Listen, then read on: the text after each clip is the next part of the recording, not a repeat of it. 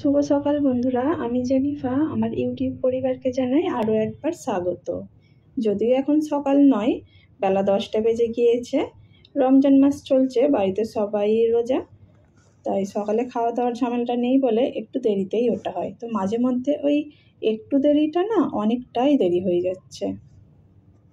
তার উপর আবার আনামের স্কুলের ছুটি চলছে। ছুটি বলতে ওই ওর পরীক্ষাটা শেষ হয়ে গিয়েছে।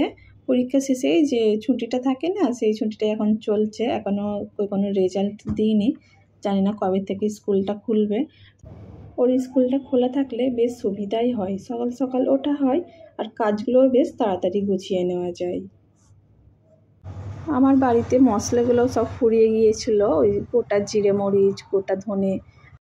তো ওই কাজটাই আমি প্রথমে করে নিচ্ছি, কারণ রান্না বান্না যে করবো না তার জন্য একটুও মশলা নেই যে রান্নাই দেবো, তাই জন্য প্রথমে আগে ওই মশলাগুলো করে নিচ্ছে, তারপরে আমি রান্না বান্না শুরু করব।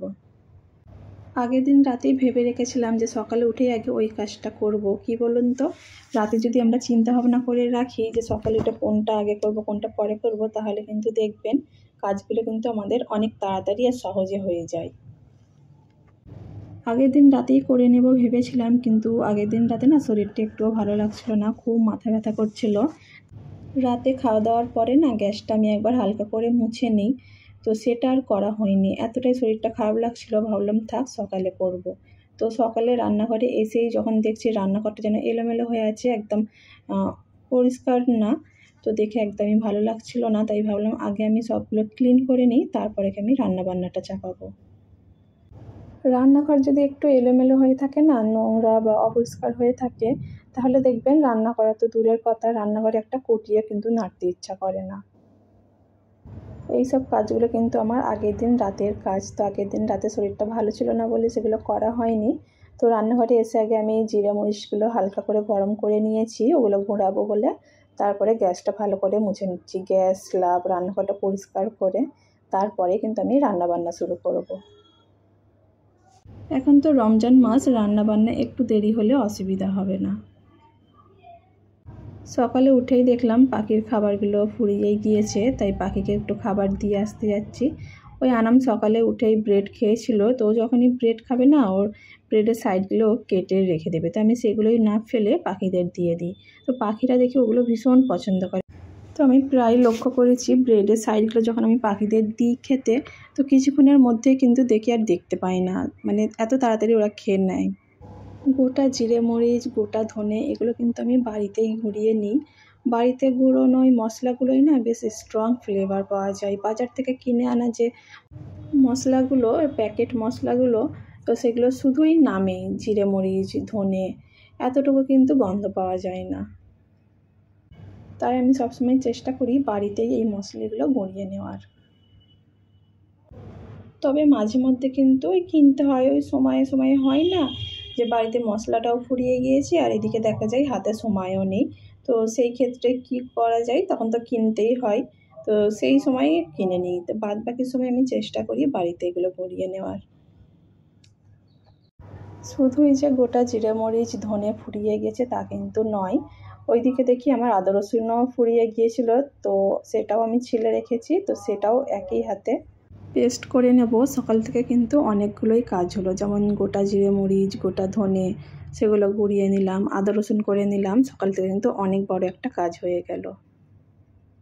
আদা রসুন পেস্ট কিন্তু এখনও 2 দিনের মতো ছিল, তো চাইলে আমি 2 দিন পরেও করতে পারতাম, কিন্তু ওই যে কি বলুন তো, এই একসাথেই যখন আমি জিরে মরিচ ধনে গুঁড়িয়ে নিচ্ছি না, ভাবলাম এই একসাথেই আদা রসুনটাও করে নিই। আসলে কি বলুন তো, এই আলাদা করে ফের মিক্সচার মেশিন বার করে ফের সেটাকে পেস্ট করা না যেন অনেকটা বিরক্তকর কাজ।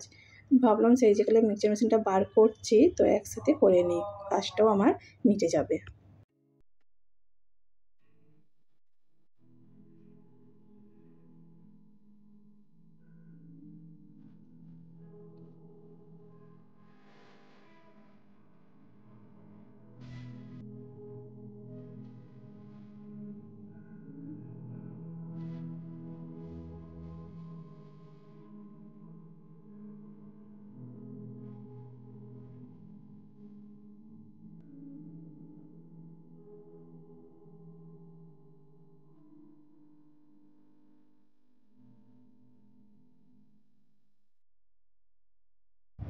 রমজান মাসে যেটাই রান্না করছি তোমাদের দাদাভাই বলছে ভালো লাগছে না, রোজ রোজ একই খাবার ভালো লাগছে না। অথচ রোজ রোজ একই খাবার কে খাই বলুন?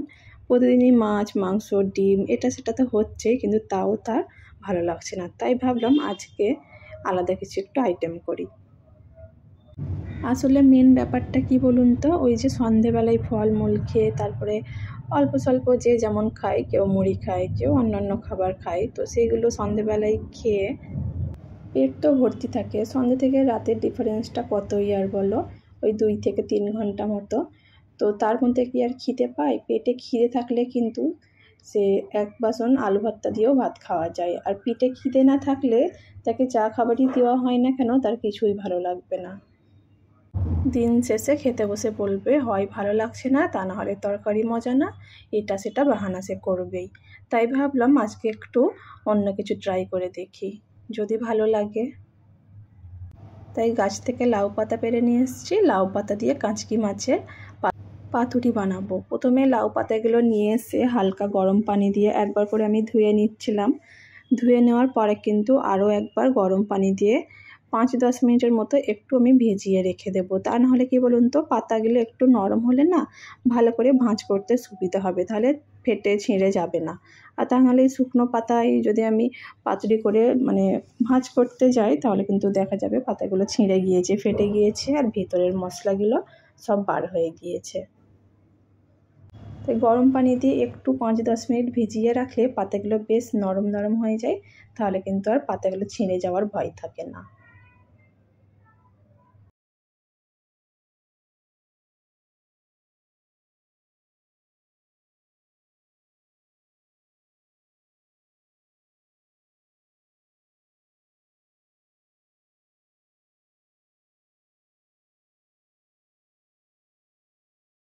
আমি পাতুরির জন্য সব মশলাগুলো কিন্তু আগে থেকেই পেস্ট করে নিয়েছি। এই যে দেখুন, এইতে দিয়েছি সাদা সর্ষে, কালো সর্ষে, গোটা জিরে, পোস্ত, কাঁচা লঙ্কা, অল্প একটু নুন দিয়ে ভালো করে আমি পেস্ট করে নিয়েছি। তারপরে তাতে আদা রসুন সব রকমের অল্প অল্প করে একটু মশলা, সর্ষের তেল দিয়ে ভালো করে মশলাটাকে আমি রেডি করে নেব। তারপরে মাছটাকে দিয়ে ভালো করে মাখিয়ে তারপর পাতার মধ্যে আমি পাতুরি করে নেব। প্রথমে ভেবেছিলাম ওই যে শুধু কাঁচকি মাছেরই পাতুরি বানাবো, তারপর অল্প কিছু চিংড়ি মাছও ছিল বাড়িতেও, তো ভাবলাম সেটাও বানিয়ে নিই, তাহলে 2 রকম 2টো আইটেম হয়ে যাবে। তো বেশি ছিল না চিংড়ি মাছ, একে দামই অল্প সামান্য ছিল, তো ভাবলাম ওটা দিয়েই বানিয়ে দিই। তো তোমাদের দাদাভাইকে দিয়ে দেবো, তো তার মতো হয়ে যাবে। তাই চিংড়ি মাছের জন্য অল্প একটু পেস্ট কিন্তু আমি আলাদা করে সরিয়ে রেখেছি, আর এইটা আমি কাঁচকি মাছের মশলাটা রেডি করে নিলাম।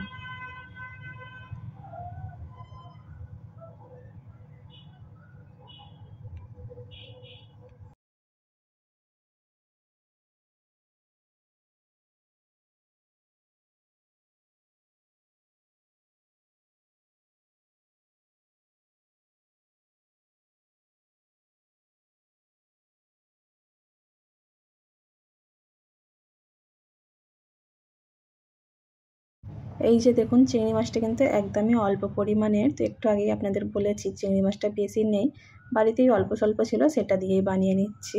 তো চিংড়ি মাছের প্ল্যানটা তো ছিল না, শুধু এই কাঁচকি মাছেরটাই যে পাতুরি করব সেটাই প্ল্যান ছিল। তো চিংড়ি মাছটা অল্প স্বল্প ছিল বলে ভাবলাম ওটাও করে নিই। তো কাঁচকি মাছটা একটু মাখিয়ে আমি 15 মিনিটের মতো রেখে দিয়েছি। তারপর চিংড়ি মাছটাও একটু মাখিয়ে রেখে দেবো। তারপরে এগুলো পাতার মধ্যে দিয়ে ভালো করে ভাঁজ করে এগুলোকে কড়াই দিয়ে ঢেকে দিয়ে অল্প আঁচে ভালো করে রান্না করে নেব।